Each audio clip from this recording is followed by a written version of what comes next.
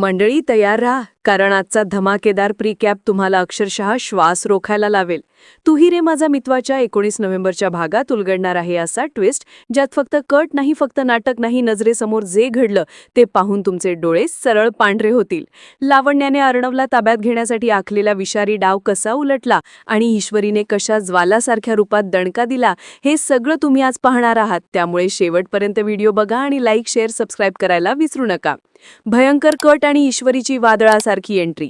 अर्णवच्या ऑफिसच्या इनॉग्रेशनचा दिवस, सर्व तयारी पूर्ण. अर्णवने स्पष्ट सांगितलं होतं, ईश्वरी तू आल्याशिवाय ओपनिंग नाही. आणि इकडे ईश्वरी वेळेत पोचण्यासाठी धडपडते.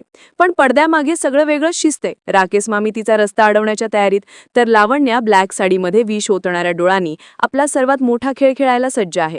लावण्याने अर्णवला दिलेली ब्लॅक कॉफी म्हणजे कॉफीच नव्हती, तो होता नशेचा डाव. अर्णवचा तोल जाऊ लागतो आणि क्षणार्धात तो लावण्याच्या खांद्यावर कोसळतो. लावण्याच्या डोळ्यात आग, विजयाचा उन्माद. ती हळूहळू त्याच्या जवळ झुकते, त्याच्या गालावरून हात फिरवते आणि किस करण्यासाठी पुढे सरकते. पण धाडकन दार उघडतं. वादळासारखी ईश्वरी आत येते. तिच्या नजरेसमोर तिचा नवरा लावण्याच्या खांद्यावर टेकलेला आणि लावण्या त्याला किस करायला तयारीत. क्षणभर शांतता आणि मग आगडोंब. ईश्वरीचा आवाज, लावण्या. लावण्याच्या चेहऱ्यावर दचकलेला धक्का. ईश्वरी विजेच्या वेगाने पुढे येते. तिचा हात आणि खाणकन लावण्याच्या गालावर बसलेली ती जोरदार कानशिलात ऑफिसभर गुंजते. लावण्य थरथरते, गाल धरते, तिचे डोळे सुन्न. ईश्वरी अर्णवला जवळ घेते. तिच्या डोळ्यात रौद्रदेवीचं तेज. ऐक लावण्या, माझ्या नवऱ्यापासून दूर राहायचं. पुन्हा जवळ आलीस तर 6व्या नाही, त्या पुढची चूकही तुला माफ नाही होणार. निघ.